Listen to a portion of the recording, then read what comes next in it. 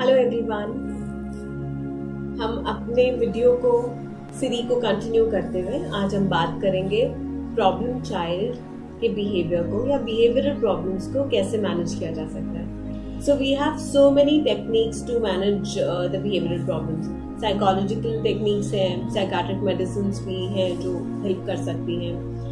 We have behaviour therapies जो manage कर सकती हैं। We have systematic desensitization, flooding, positive reinforcement, negative reinforcement, extinctions, इस तरह की बहुत सारी चीजें हैं जो मदद कर सकती है। In the higher end we have different techniques like RTMS, TDCS और RTs, ECTs। वो बच्चे की प्रॉब्लम कितनी है पर्सनली उसको देखकर और उसके बाद ये सारी चीजें डिसाइड की जाती हैं।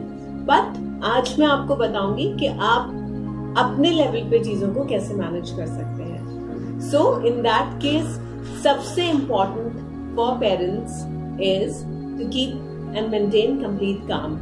जब तक आप गुस्सा करते रहेंगे आप अपने बच्चे को नहीं मैनेज कर पाएंगे। So you have to keep lot of patience.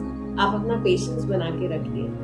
बच्चा अगर आपको बैक आंसर कर रहा है सो दैट मोमेंट आपको बैक आंसर नहीं करना है। You just have to make it clear कि उसका ये जो बैक आंसरिंग है दैट इज नॉट करेक्ट।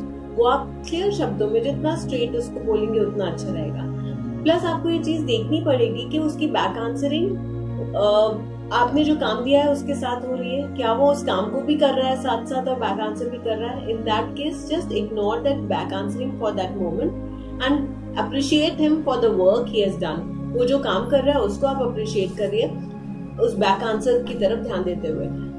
धीरे धीरे ग्रेजुअली बच्चे को अपने आप फील होगा कि I am doing something, I am being appreciated और उसका बैक आंसर कम होने लग जाएगा। तो ये चीज का आप ध्यान रखिए। लेकिन अगर वो बैक आंसर कर रहा है और आपको इग्नोर कर रहा है, बात नहीं मान रहा है बिल्कुल भी, then it has to be clear कि आपको क्लियर इंडिकेट करना है उसको कि ये चीज ठीक नहीं है and that is to be done not that very moment. पर वो थोड़ा सा शांत हो जाए उसके बाद उसके साथ प्यार से बैठ के आपको बात करनी है। बच्चे मैनिपुलेट करते हैं चीजों को। How can you take the manipulations?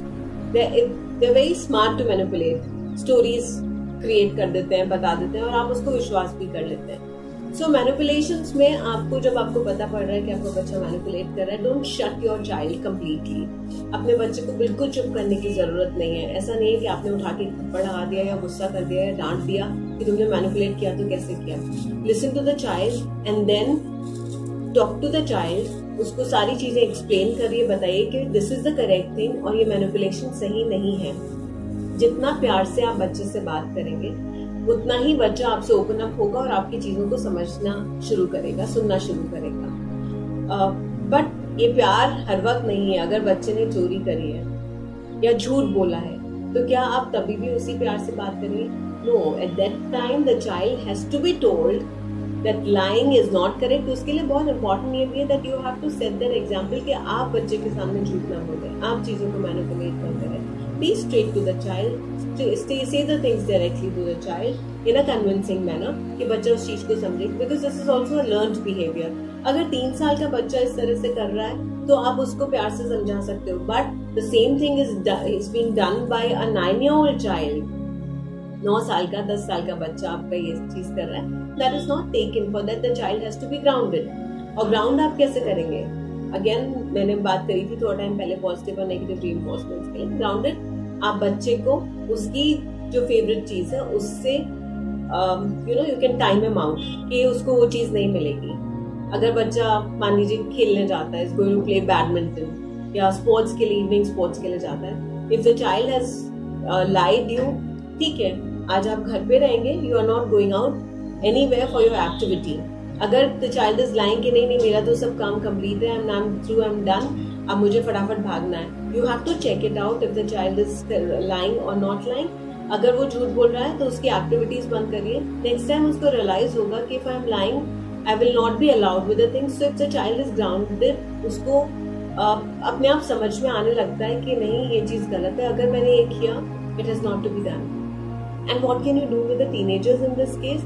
There is negotiations. आपको बच्चे के साथ नेगोशिएट करना पड़ता है टीनेजर्स के साथ कि अच्छा ठीक है आप ये काम करिए, कुछ बातें उसकी माननी पड़ेगी, कुछ बातें आपको अपनी मनवानी पड़ेगी। That is negotiation. It is not that कि हम सारी बच्चे की बात मानते जाएं या अपनी सारी बात मनवाने की कोशिश करें। You have to negotiate. मान लीजिए बच्चा मॉर्निंग में उठ रहा है, इज अ लेजी चाइल्ड, और उसका उठते ही ब्रश करने का मन नहीं करता, doesn't get up and brush, और उठने के बाद इधर उधर घूम रहा है, अपनी डेली हाइजीन का ध्यान नहीं रखता है। So your negotiation can B, अगर वो बच्चा हाथों हाथ आपका काम सुनते ही नहीं कर रहा है, so your negotiation can be, ठीक है आप उठो, आप पहले ब्रश कर लो, then you can read the newspaper, आप आराम से पेपर पढ़ो। Are you getting? It is not necessary कि वो नहा धोकर ही पेपर पढ़ने बैठे। थोड़ा सा नेगोशिएट यहाँ पे हो सकता है कि ठीक है ब्रश कर लिया, अब आपने पेपर पढ़ लिया, and now you can continue with your further things. So these kind of negotiations where you can also mold yourself according to the child. This can be done with the teenagers. Another important thing, जैसे मैंने गुस्से की बात कही थी कि कभी भी बच्चा अगर गुस्सा आ रहा है या कभी भी बुलिंग या इस तरह का बिहेवियर बच्चे का आपको नजर आ रहा है, at that point of time stay very calm. So many times I say that eyes should speak more than the words. आपके बच्चा is born observing their parents. बच्चा 2 कदम चलता है, जब चलना सीखता है वो चलता है और पीछे मुड़ के देखता है कि उसके पेरेंट्स का क्या बिहेवियर है। Are they smiling on his walk, are they serious about it. अगर वो देखेगा कि पेरेंट्स स्माइल कर रहे हैं वो और आगे भागेगा, और अगर वो मुड़ के देखेगा पलट के पेरेंट्स सीरियस हैं और उसको बहुत सीरियसली देख रहे हैं, तो वो वापस उनके पास आ जाएगा, वो एक बार के लिए ठहर जाएगा। तो बच्चा आपके फेशियल ऑब्जर्वेशंस, आपके फेशियल एक्सप्रेशंस को देखता हुआ बड़ा होता है, जेस्चर्स को देखता हुआ बड़ा होता है। So child can easily understand the gesture of parents कि वो मुझसे अपसेट है और दे आर हैप्पी और दे आर नॉर्मल और दे आर अनॉयड, एंग्री। ये सारे जेस्चर्स वो बहुत अच्छे से समझ पाता है। सो इन दैट केस वो जेस्चर्स आपको अभी भी यूज करने चाहिए। So more than words your eyes should speak. If you are not happy you have to tell that through your eyes. आप बिल्कुल उस बच्चे को काम एकदम सटल होके quietly, and if you see that child, वो अपने आप शांत हो जाएगा। और अगर आप कंटिन्यूसली उसके साथ आर्ग्यू करते रहेंगे या उसको बताने की कोशिश करेंगे कि तुमने गलत किया और वो भी आप अपने आप को प्रूव कर रहा है, आप भी अपने आप को प्रूव कर रहे हैं, there's no difference left between both of you. So in that case you have to stay calm, let the child speak, and then when he calms down and you get away from that discussion. Please don't continue the discussion, आप वहां से चले जाइए, और जब बच्चा शांत हो जाता है उसके बाद उससे बैठ के बात करिए, so that you can guide him and you can tell him what was wrong, and that too has to be done very peacefully. And again if the child is your teenager child, if the child is a growing child, teenager है, तो उसमें आपको उसको सुनना भी पड़ेगा, and again some points कुछ आपको उसके सुनने पड़ेंगे, कुछ मानने पड़ेंगे, कुछ आपको अपने रखने पड़ेंगे। Negotiations, I told you about it, is good for the teenagers. If you find your child very quiet, very calm, जब आप इस तरह का देखते हैं, जब ये बिहेवियर आपको नजर आता है, in that case observation बहुत important होता है। आप अपने बच्चे की हर एक्टिविटी को ऑब्जर्व करिए। जो एक्टिविटी उसकी पहले आपको नॉर्मल लगती थी, या chirpy bubbly child suddenly quiet हो गया, काम हो गया, just find out the activities, talk to the siblings, आपके उसके भाई बहन हैं, आपके बाकी बच्चों से जो उसके आसपास ज्यादा समय बिताते हैं, उनको कॉन्फिडेंस में लेकर उनसे बात करने की कोशिश करिए एंड फाइंड आउट। और जब आपको थोड़ा सा बैकग्राउंड पता पड़ता है, डायरेक्टली बच्चे के पास जाइए and talk to your child directly in very simple term. मैं बार बार बोल रही हूँ, सिंपल स्ट्रेट बात बच्चे से करनी, घुमा फिरा के बात नहीं करनी है। इवन अगर बच्चा किसी एक्टिविटी में इन्वॉल्व है, मे बी अपसेट है, maybe has gone through some kind of problem school में पियर्स के साथ किसी भी तरह के, तो अगर आप स्ट्रेट और डायरेक्टली कि बेटा क्या हुआ, आप क्यों अपसेट है, what is the issue, so I am here, you can tell me, we can talk, तो बच्चा आपसे बता पाएगा घुमा फिरा के कि ऐसे मुंह सुजा के क्यों बैठे हुए हो, इस तरह से क्यों कर रहे हो। This kind of language should not be used. If this language is used, child will get away, making that, rather than creating a bridge, we are going to create a gap. So that has to be taken care. Similarly, if your child is watching too much or giving too much of screen time, जब आपका बच्चा बहुत ज़्यादा screen time देखता है या social media से बहुत ज़्यादा influence होने लगता है, so in that case पहले तो हम कैसे रोल मॉडल हैं हमको ये देखना पड़ेगा। We have to be a good role model, we have to set good examples कि हम अपना स्क्रीन टाइम कम करें, बच्चे को बोलने से पहले।